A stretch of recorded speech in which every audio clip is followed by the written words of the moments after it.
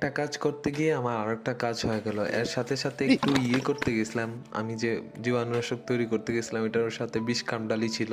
আমরা বিষ কামড়ালি বলে থাকি। অনেক পেইন, কামড় দিলে অনেক পেইন করে। আর ওটাতে কামড়ও খাইছে অনেকগুলা কামড়। ওটা নাড়া দিতে গিয়ে বাঁশের ভিতরে ছিল।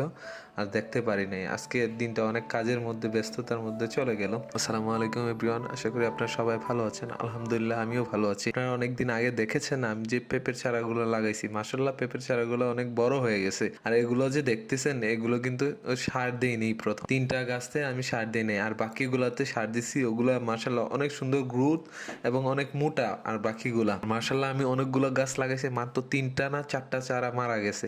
আর সবগুলো মাশাআল্লাহ ভালো আছে। এগুলো আমি আর আমার বাবাই লাগাইছিলাম চারাগুলো।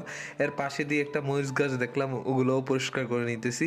এক কাজে 2 কাজ হয়ে গেল। আমার ঘাসগুলো ওইদিকে পরিষ্কার করে নিলাম, আগাছাগুলা। আর এগুলা এই ঘাসগুলো এখন গরুকে দিয়ে দিব। আর সকাল ভোরে উঠে কিন্তু আমার 2 পূজা ঘাস কাটতে হইছে।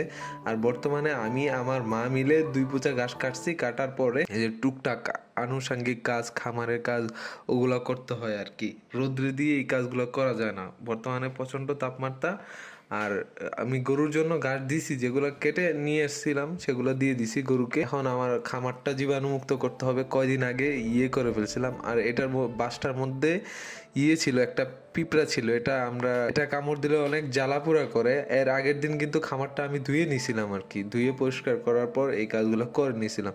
আজকে জীবাণুমুক্ত করব, তাই চুন, ব্লিচিং পাউডার, কেরোসিন, এরপর কাসমল্লিকা এগুলো দিয়ে আগে মিক্স করে নিছি। এখন ঘরটা জীবাণুমুক্ত করে 20 দিনের মতো গ্যাপ দিয়ে আবার ব্রয়লার বা কালার বার তুলে নিব আর কি।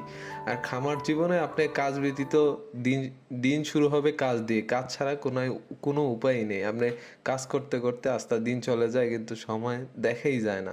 ঈদের আর অল্প কয়দিন বাকি আছে, তাই আমি খামারটা রেস্ট দিয়ে উঠাবো। আর রাস্তাঘাট ভালো না আমাদের এদিকে, পাহাড়ি এলাকার বৃষ্টিতে ঝড়ে রাস্তাঘাট অনেকই খারাপ হয়ে গেছে। আর আপাতত আমি চাচ্ছি কয়দিন বন্ধ থাকুক। আর ঘরটা একটু রেস্ট দিলে সবচেয়ে ভালো হয়। আপনারা যারা খামার সেক্টরে আছেন তারা জানেন। আমি 20 থেকে 25 দিন, মিনিমাম 1 মাস গ্যাপ দিবে। এখন সামনে ঈদ, তো কুরবানি ঈদের কিছুদিন আগে উঠিয়ে ফেলবে। এখন বাচ্চার দাম কম আছে, চাইলে নিতে পারি। 15 টাকা 16 টাকা হচ্ছে ব্রয়লারের বাচ্চার রেট কম আছে, কিন্তু এখন আর উঠাইতেছি না আমি। আল্লাহ হাফেজ, ভালো থাকেন। দেখা হবে আবার নেক্সট ভিডিওতে।